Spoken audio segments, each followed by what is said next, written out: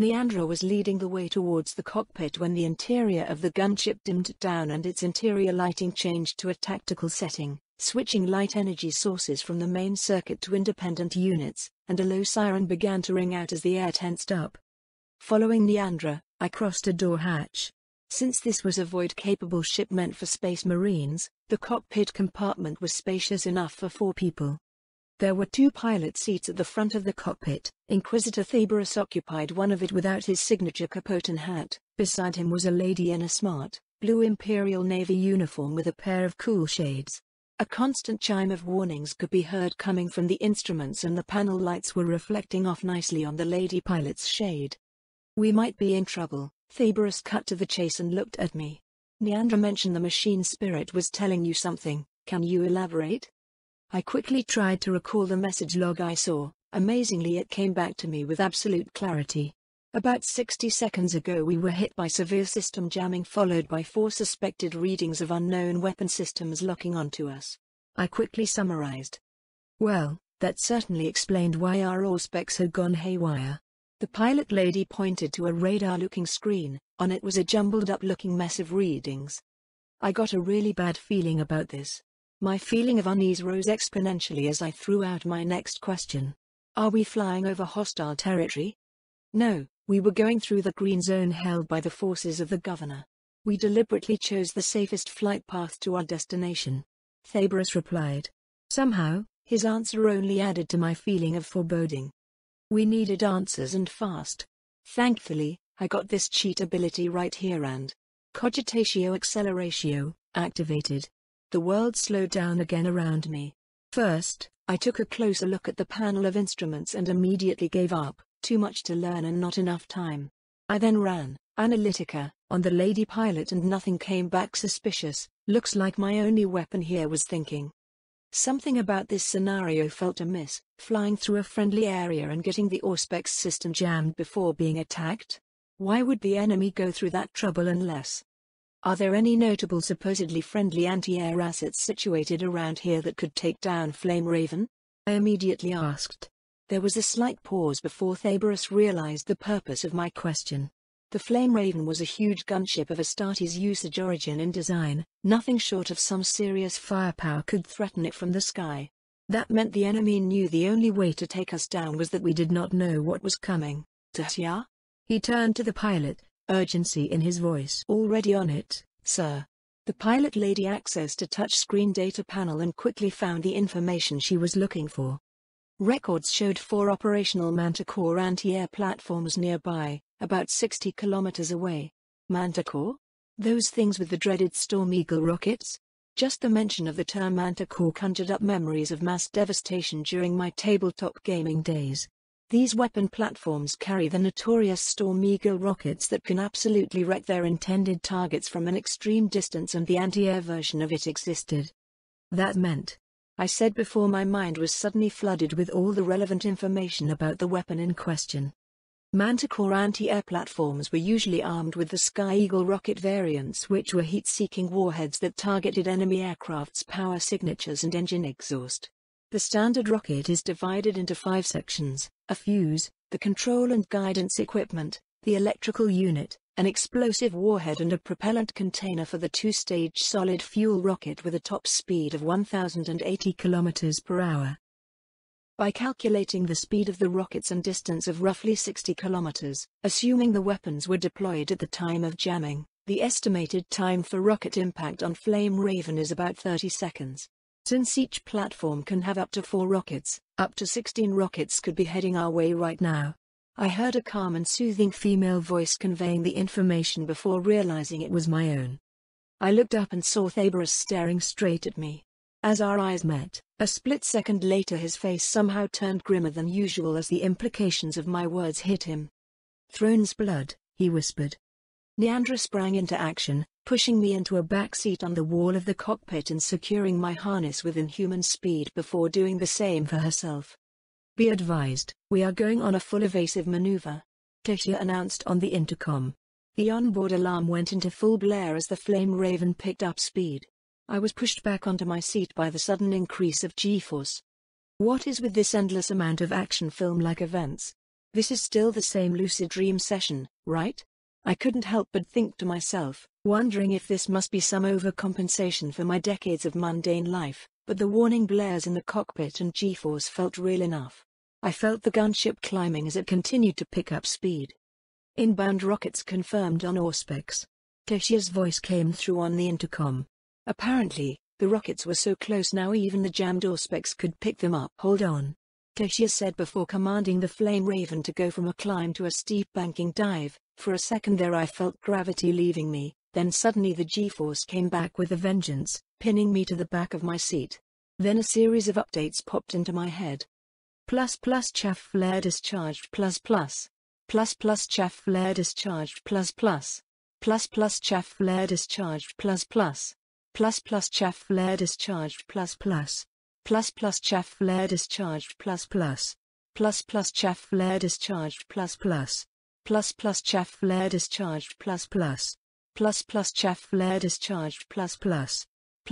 chaff flare discharged chaff flare discharged chaff flare discharged chaff flare discharged chaff and flare are countermeasures used by military aircraft to help evade missile attacks, but why was I receiving these messages? Am I still connected to the gunship's machine spirit? Pinned and unable to do anything, I tried calling it. Flame Raven? Received and ready to serve, authority. It replied. Seemed like I don't need to be in a trance state to communicate with it. Show me real-time Auspex readings. Complying. A three-dimensional image of the gunship's surroundings materialized inside of my mind, and I could see the gunship was being chased by multiple flickering icons of incoming projectiles while dropping countermeasures.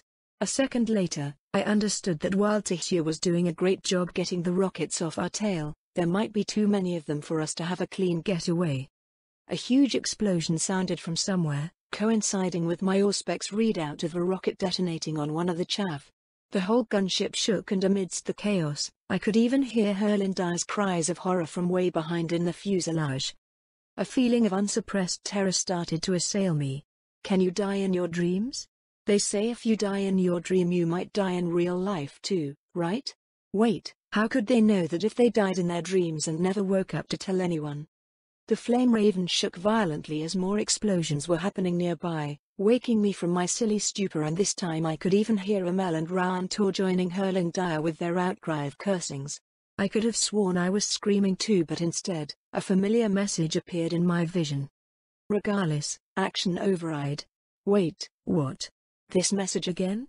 Whatever, I don't want to die. I put my attention back to the Auspex readings again. To my utter horror, I soon came to the dreaded realization that if the events continued to unfold as the Auspex was showing, we would be cornered by the massive rockets in the next 8 seconds. No. I immediately activated my thought acceleration and studied the readings, staring at the impending death sentence. We were already doing a steep banking dive at maximum speed with full chaff flare discharge and were out of cards to play. Hold on, this gunship has 2 fully rotatable twin heavy bolter sponsons, right? I closed my eyes and tried to communicate with the machine spirit of the gunship again while in the state of thought acceleration. Flame Raven, calculate intercepting firing solution for incoming rockets with left and right twin heavy bolter sponsons. Was that too complicated? Unable to comply, Auspex error That darn jamming again. Manual override, give me the control for both twin heavy bolter sponsons. Complying. 2 video feeds popped up inside my vision, directly showing me where the twin heavy bolters were aiming.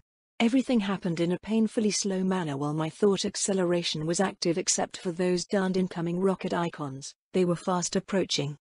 I immediately rotated the guns to point at the rough direction for intercepting fire while consulting the flickering Auspex readings.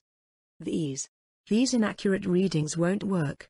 I wanted to cry as despair was setting in, then it hit me, I had my own Auspex, just that it might not have enough range. Still worth a try rather than being dead though. I concentrated inwards on that feeling again, and a moment later, activated Auspex as hard as I could. A massive sensor net burst forth from me towards the swarm of approaching rockets and registered their true locations to me in real time. I got you now, you bastards. A brief moment after I consulted my Auspex reading, a transcendent level of calculation took place inside my head in slow motion as the ideal path of intercepting fire appeared in my mind. Putting my faith in what was revealed to me, I adjusted both the left and right sponsons to the exact position and mentally triggered the firing mechanism. 4 streams of mass reactive rounds burst forth from Flame Raven, hitting some of the incoming rockets at the last second, and the resulting chain explosions pushed the gunship just enough to escape the massive impact zone from the rocket's crossfire. Even protected by the solid hull of the gunship, I felt the huge shockwave. The massive gunship groaned, spun and tumbled uncontrollably for a while in the air before the advanced avionics stabilized itself. The pandemonium ended abruptly and we continued on our journey as if nothing ever happened. I gasped and looked around, confirming we were all still alive as evident from the screaming still coming from the passenger section. Flame Raven, thank you. I sent. ++ unknown command, unable to comply. ++ it sent back. I wanted to laugh out loud, only to be stopped by a message appearing in my vision. Regardless, action override. Utterly flustered, I resigned myself to the fate of sitting quietly on my chair. We continued our flight in silence until Tasya spoke up. It seems like Flame Raven took out a few rockets with the heavy bolters at the very last second. But this is weird. I had been trying to engage the ballistic interception protocol, but it would not boot up, probably due to the heavy jamming, and here the system records indicate those guns were on manual control at the moment it fired. I might as well come clean again before incurring any unwanted misunderstandings in the future, so I raised my hand like a dutiful citizen and declared. It was me. Flame Raven didn't want to die either, so we cooperated to get out of that tight spot. Everyone in the cockpit turned and looked at me. Just who are you again, Lady SYRINE? Thabrus finally asked. Seemed like the Inquisitor was showing me some respect. But, lady? Lady. It was so cringy being called that my skin started to crawl. My male soul cried out in protest. I don't remember, but please, just call me SYRINE. Thabrus did not reply and his face was unreadable. I insist on it, I said, surprising even myself. The rest of the short trip was uneventful other than the trio at the back of the gunship finally crammed into the cockpit asking what just happened. By then I had closed my eyes and tried to get some rest but found it impossible to sleep again. It continued to be so right up until we reached our destination to meet the astropath approaching landing pad. Tasya's voice, which was dripping with the professionalism of a military pilot, broke the serenity inside the gunship's cockpit. Where are we? I asked absent-mindedly. Why not try asking your machine spirit friend?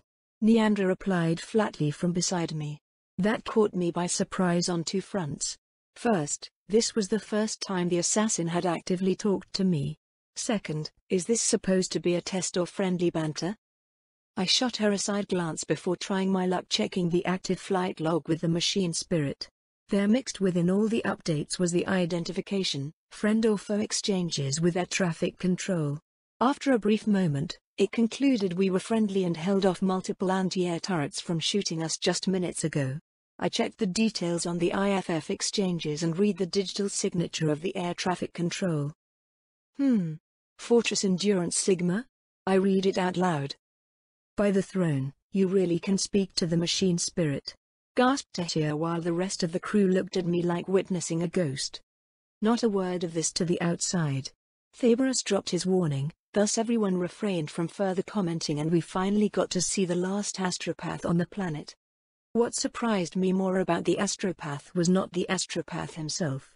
I've read about them as a hobbyist and had this mental image of what a stereotypical astropath looks like: blind, pale skin, balding hair, wielding a staff with a stylized eye on it, wearing a stylish eye shade, and probably has a few random wires sticking out of their head.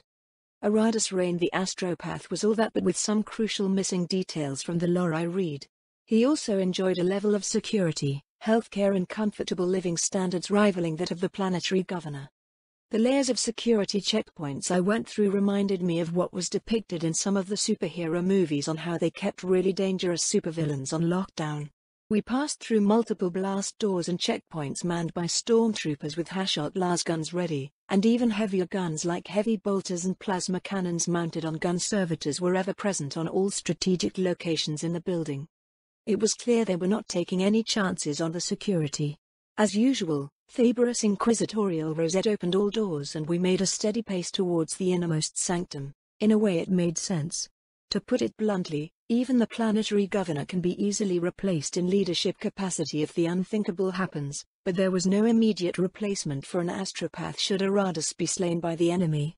With the scheduled starship arrival on indefinite delay, he was literally the last link between the planet and the wider Imperium, the VIP of the planet. It was no exaggeration to say his very well-being affected the fate of the billions of souls residing here, hence the around-the-clock security measures and extreme precautions taken on his health management. Aradus for his part had an air of awkwardness about him, like he did not know whether to stand or sit in our presence. Then again, it was in no way mundane for an Ordo Hereticus Inquisitor in full battle gear, armored fedora hat with a greatcoat, inferno pistol on the belt and more to come visit you in your quarters. It was, however, plain for me to see that Aradus and Thaberus were acquainted. As expected of an Inquisitor worthy of his salt, Thaberus had apparently double-checked the integrity of the sole surviving astropath on the planet. Aradus, this is SYRINE. As always, Thaberus cut straight to the point, and I was glad he did remember to cut off the lady title when addressing me. Work with her to see if you can establish contact with any nearby Imperial world and send out a message requesting reinforcements citing renegade Astartes. Then Thaberus turned to me. Please see to it no harm comes to him in the process. His talent is sorely needed in this challenging time. Finally, he gathered his retinue. Neandra, you stay here with them. The rest of you, with me. Neandra turned her head, but before she could say a word, Thaberus made his point. Both of them are, as of now, of absolute strategic value for this world. Surely you are as indispensable? I asked. No, I am not. He answered matter-of-factly.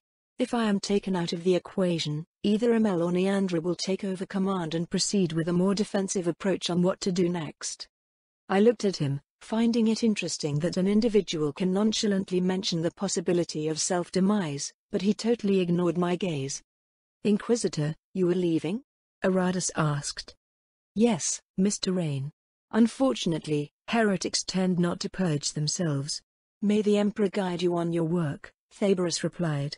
With that said, he left the room. His retinue fell in behind him to their undoubtedly bloody inquisitorial business, their boots echoing down the hallway foreshadowing the violence to come. Neandra saw them off and then melted into the shadows. That left me and Aradus. I ran, Analytica, on the astropath. His readings came back as expected. Name, Aradus Rain, human, Psyker, astropath.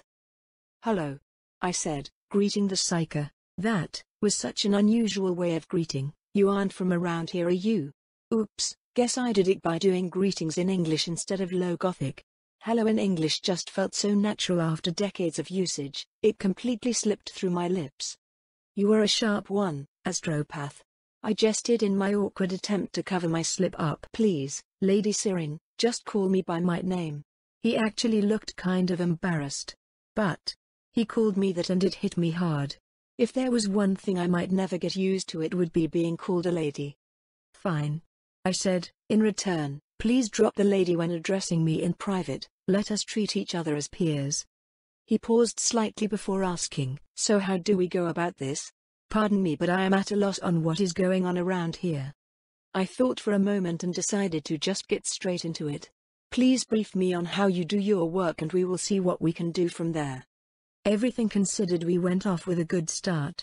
Aradus began his lengthy crash course with me on the art of astro-telepathy while I paid full attention to him with ceaseless usage of cogitatio acceleratio between his lectures. With this incredible body that housed my amazingly sharp mind, it felt like cheating. The moment he finished making a statement and describing a concept, I would speed up my thought process with cogitatio acceleratio, conjured mental notes and diagram to fully grasp whatever he said, pausing the process to ask important questions, rinsing and repeating until satisfied. After about 2 hours or so, I was beginning to have a good understanding of the whole process, though it must be mentioned with thought acceleration constantly in effect. From my point of view, it felt like I had been working on it for a full day. As for Aradus, he seemed to be getting more animated as the lecture went on. My crucial questions only added to his enthusiastic energy as the session dragged on. He must have found lecturing to be a very refreshing experience, as evidently there was little to no chance to discuss his work if ever in his line of service. Even with all that enthusiasm pushing him, I could see Aradus was reaching his limits, so after telling him to take a break and politely declining his invitation for a quick dinner, I continued the work alone.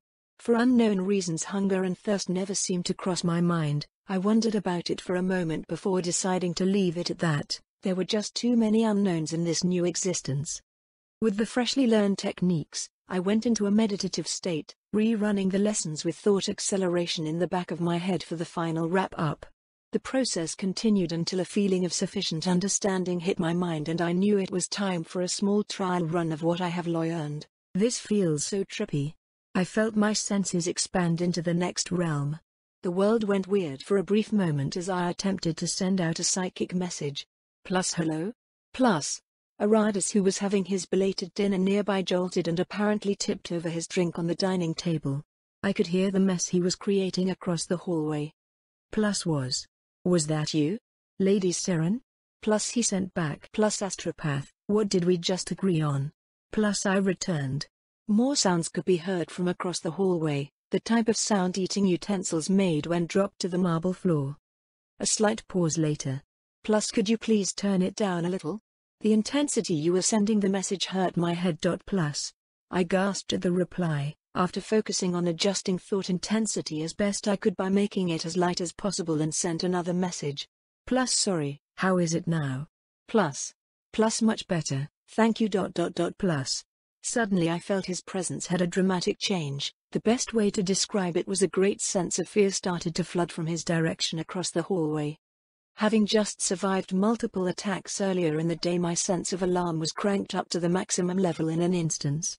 Standing up, my cogitatio acceleratio kicked in as I activated Auspex for an instant mind sweep around the area.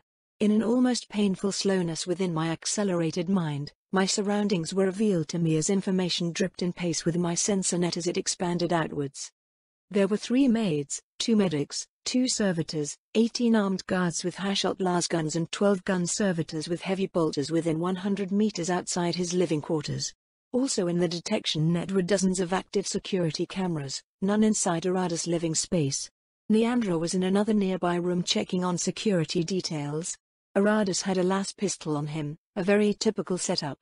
Glaringly missing was any kind of threat that would have spooked Aradus. Plus Aradus? Plus I asked, being very careful with my intensity this time. Another slight pause later he answered. Plus wah ... Plus he was practically trembling on his psychic message. Plus what are you? Plus Aradus, what are you even talking about? Plus concerned and confused, I asked while walking towards the astropath.